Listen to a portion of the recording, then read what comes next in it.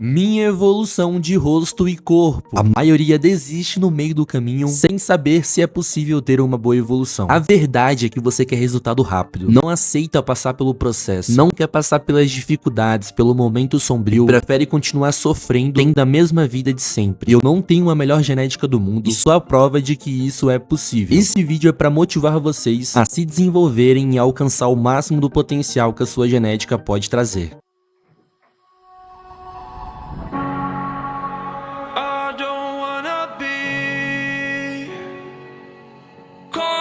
Inside your self-righteous symphony, I would rather let this go than to breathe.